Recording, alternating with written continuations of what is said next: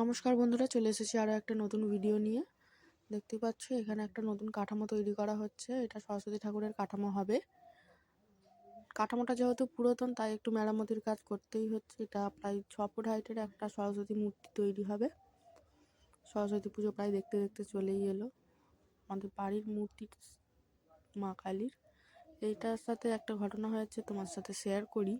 মায়ের সমস্ত গয়না কদিন আগে চুরি হয়ে গিয়েছিল। না সোনার নয় এগুলি, তবে মায়ের টিপ, পায়ের নুপুর এবং এই ঠাকুরের চোখগুলো কিন্তু রূপোর, সোনার উপর। এগুলি সমস্ত রয়ে গেছে, কিন্তু বাবার ত্রিশূলটা চুরি হয়ে গেছে, ওটা আর পাওয়া যায়নি। যাই হোক, মা তার শাস্তি দেবে। আর এই দেখো আমাদের মন্দিরের ঠাকুর নতুন, এটা সিমেন্টের ঠাকুর তৈরি হচ্ছে। যাই হোক, বিকালে অনেক পিঠে পাটা করার ঝামেলা রয়েছে, তাই বেলাবেলি রান্না বসিয়ে দিয়েছি। ফুলকপি আলুর তরকারিটা আমি এদিকে রান্না করে নিচ্ছি। তোমাদের কার কার কোন পিঠে ভালো লাগে খেতে অবশ্যই কমেন্টে জানিও। আমাদের আজ অনেক রকমেরই পিঠে হচ্ছে। নারকলের, এই দেখো নারকল কোড়া হয়ে গেছে, ডালও সিদ্ধ হয়ে গিয়েছে, আর এদিকে তরকারিটা আমি বসিয়েও দিয়েছি। কাঠামোটা অনেকটাই হয়ে গেছে। বিকালে তাড়াতাড়ি আলপনা দিতে বসে গিয়েছিলাম, অনেকটা আলপনা দিতে হবে, তাই আর দেরি করিনি। রাস পূর্ণিমা না, সরি, পৌষ পার্বণে রাস পাতার ব্যাপারটা আমার খুব ভালো লাগে।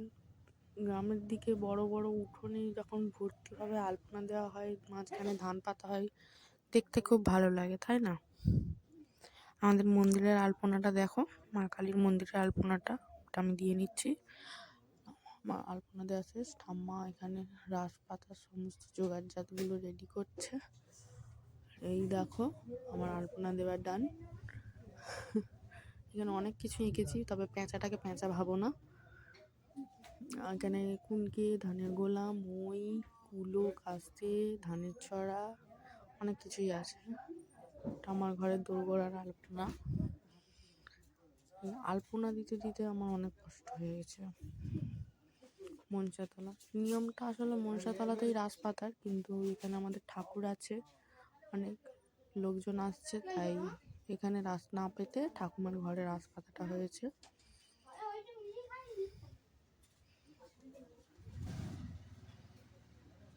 এদিকে মায়ের মন্দিরে আলপনা এখনো আমার দেওয়ার কাজ চলছে, এখনো শেষ করে উঠতে পারিনি।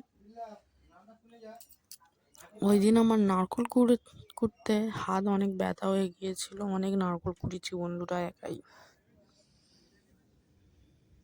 গলাটাও বুঝতে পারছো খুব একটা ভালো নেই, ঠান্ডা লেগে গেছে খুব।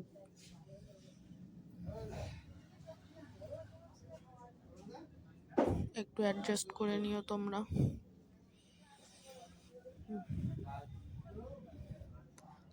আমি যেহেতু ইউটিউবে নতুন ভিডিও দিচ্ছি, তোমরা একটু পাশে থেকো, চ্যানেলটি অবশ্যই সাবস্ক্রাইব করে রেখো। আমার ভুল ত্রুটিগুলো অবশ্যই কমেন্টে জানিয়ে দিও, সেগুলো আমি শুধরে নেওয়ার চেষ্টা অবশ্যই করব।